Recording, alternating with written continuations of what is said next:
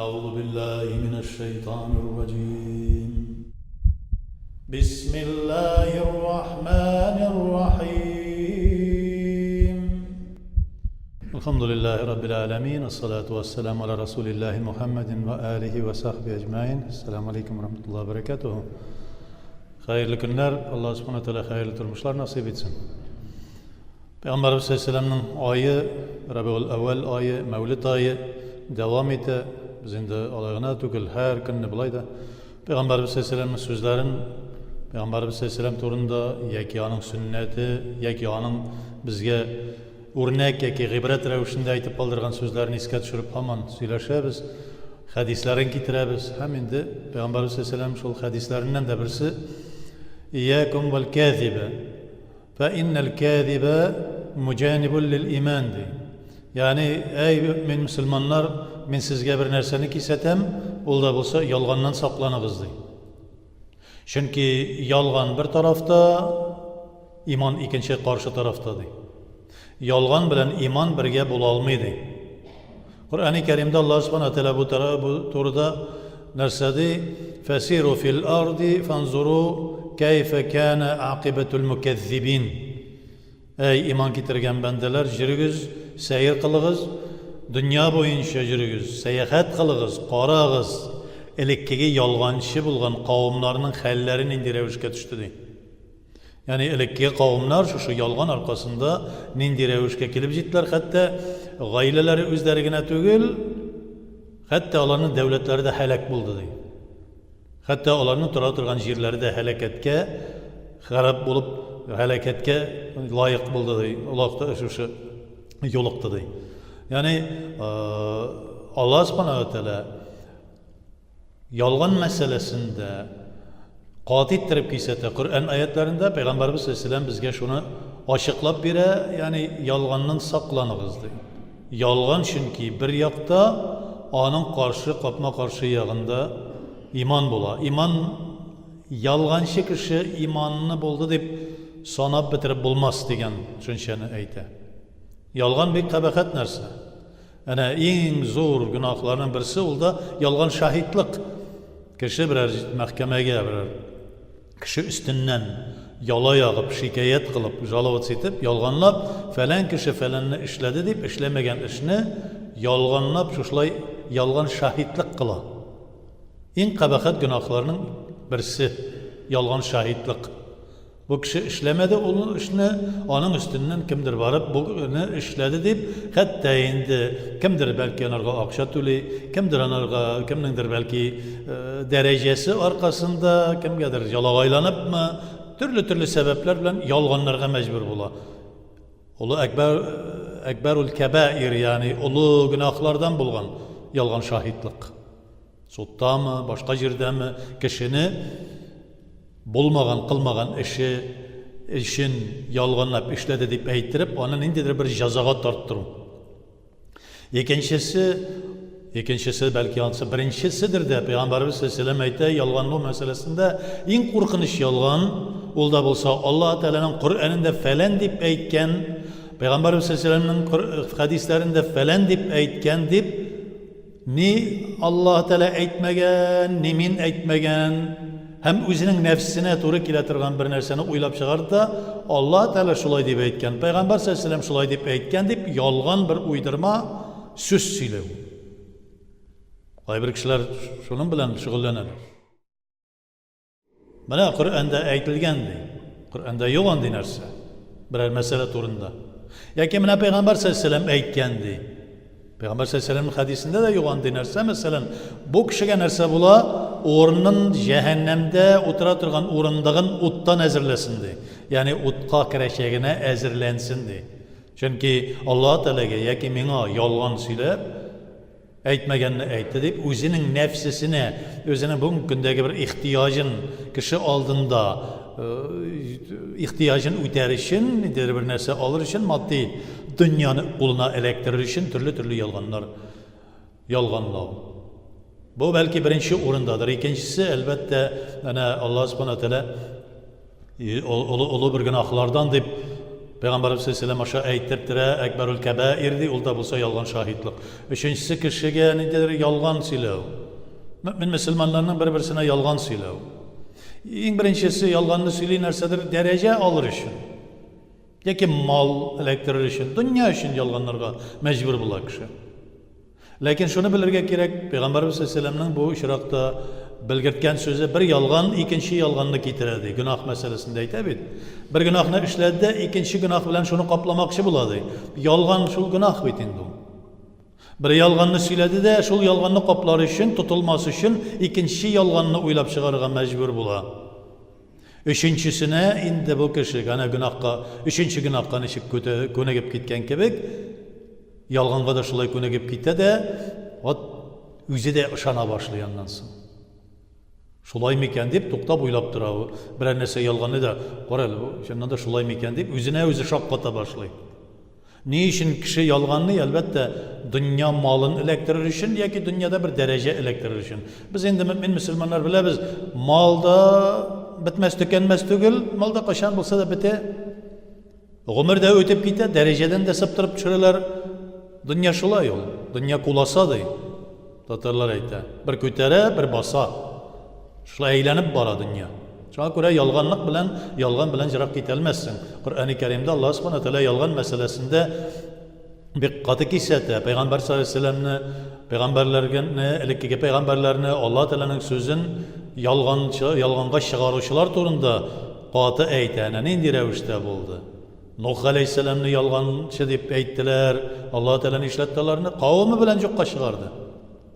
Şol vakitte başka peygamberlerini nişik rencittiler, yalgançı deyip kavimleri bilen yokka çıkardı. Muhammed aleyhisselam da bir gün zarlanıp ya Rabbim dey. Meni yalgançı sihirçi deyip eyteler. Meni kurezeşi deyip eyteler ya Rabbim deyip eyte. Eyte, müracaat etti Allah subhanahu wa ta'ala'ya. Ya Rabbim ne işlerge indi dey. Şundan sonra ayetine ya ey Muhammed ya Resulüm dey sallallahu aleyhi ve sellem eyte. Elikkege peygamberlerini nişik yalganla çıkargan bolsalar, nişik alar yalgançı deyip alarga türlü şuna hakka, şonday sözler söyleseler, sen elle kırayda kalırmın deyip oylaysın mı dey. Çünkü Edem balalarından, hem jinlerden bulgan şeytanın gaskeri, kafirler, müşrikler, münafıklar seni bulaygına kaldırırlar deyip oylaysın mı dey. Elikkege peygamberlerine nişik jafalaganlar bolsalar, Elekkege peygamberlerge nişik yalay yağıp alar yalgançı deyip eytken bulsalar, sen de şunu kişileşeceksin deyip Allah subhanahu wa ta'ala müracaat etti. Çünkü peygamberlik derecesine köterildin ise, peygamber buldun ise seni bütün şu küfürlükte bulgan şeytan askeri seni bildetir yalgançı ettirip seni көрсәттерге tırışacaklar.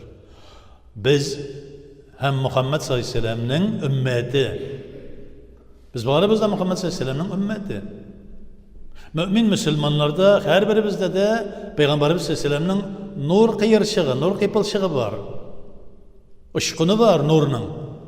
Ümmetim deyip jokkağına Peygamberimiz sallallahu aleyhi ve sellem Allah Teala'ya yalvarmayı, tuğmuştan ok yalvara.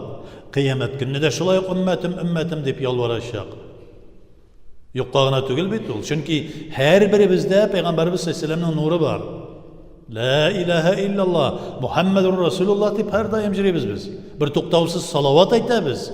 Yani salavat aytgan kişinin Peygamberimiz sallallahu aleyhi ve sellem bir salavat ayttiler ise mena dey. Şoşu bütün kök ehilleri 10 salavat aytıranırga dey. 10 salavat aytsa 100'ne aytırlar, 100'ne aytsa 1000'ne aytırlar bütün kök ehilleri. Kökte biz sana bitirelmeybiz bit kök ehilleri bulganın. Allah'ına da tügül, niçin bu nur gerek sizge? Peygamberimiz Aleyhisselam'ın nuru Allah Teala tarafından ciberilgen şu nur niçin bizge gerek degende Sirat köprünün çıkkanda nurunu şuşla yaktırtıp çıkacaktı. Sirat köpründe yaktılık bulup dura, nur bulup dura. Sirat köpründen sizge şağırga jеңillik beredi. Yani Peygamberimiz Aleyhisselam'ga şulay yok. Salavat ayta bizde, salavat meselesine kelgende. Bir salavat aytdı dedi bir kişi Allah subhanahu wa ta'ala şul ağzından çıkan salavattan bir ferişteni yarattı dey. Ümmü Gayşe'den getire bu hadisini. Şu feriştenin zorluğu ayakları 7 kat yer astına kadar düşken. Başı g'arishga kadar ko'tarilgan. Ağzı bilen şu tamağından çıkan tavuş g'arishga o'ktiralib turadi, ya'ni bo'g'ozi dey, ağzı dey. Hem kıyametkeşe kadar şu salavat etken kişiye salavat edip dura şu ferişte değil.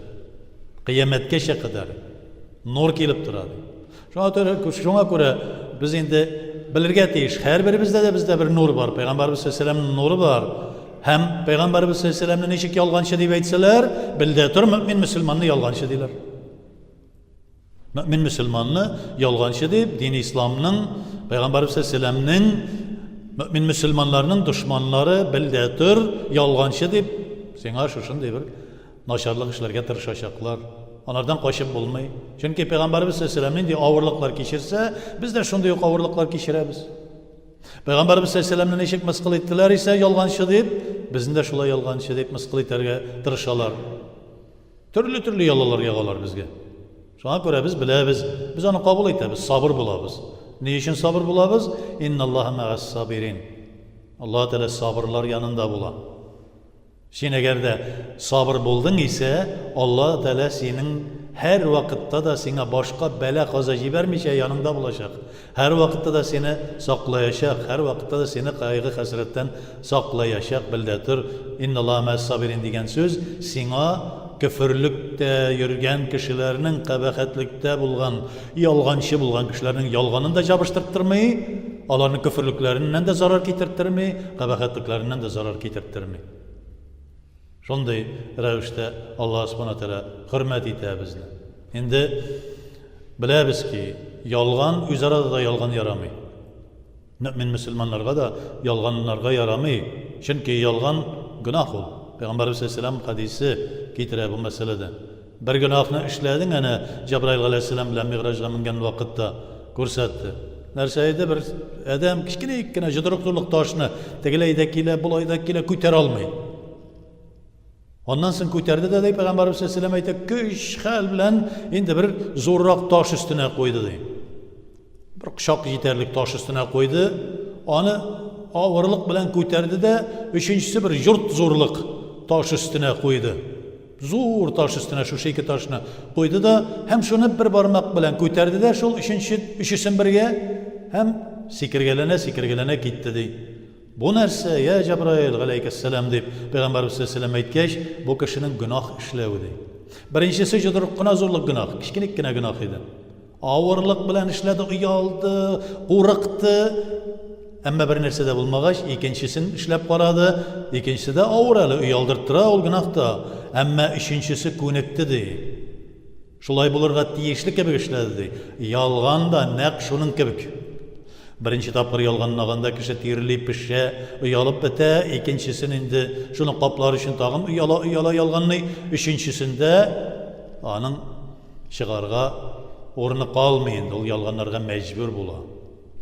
Yalgan bütün imanını sürtede taşlı. Şuna göre Peygamberimiz sallallahu aleyhi ve sellem İyyâkum vel kâzibe. Bilip duruz min sizge yalgan torunda anlatam dey. Fe innel kâzibe mucanibul lil iman. Yalganını bilip durunuz. Yalganladığınız ise sizin yalganınız bir yakta bulsa, imanınız şunun karşı yağında bula. Yani ko'nglingizga yalgan kirdiyse, tilingizga yalgan kirdiyse, ni tilingda iman kalmayı, ni ko'nglingda iman kalmaydı. Allah subhanahu teala her birimizin de günahtan, yalgandan, türlü havf xatardan saklasın. Hem bizge de özünün fazla rahmeti bilen, fazla keremi bilen rahmetlerini indirip cennetlerine kirip özünün yüzünü görürge nasip etsin. Rabbena atina fid dünya hasenete ve fil ahireti hasenete ve qina azabennar. Allah.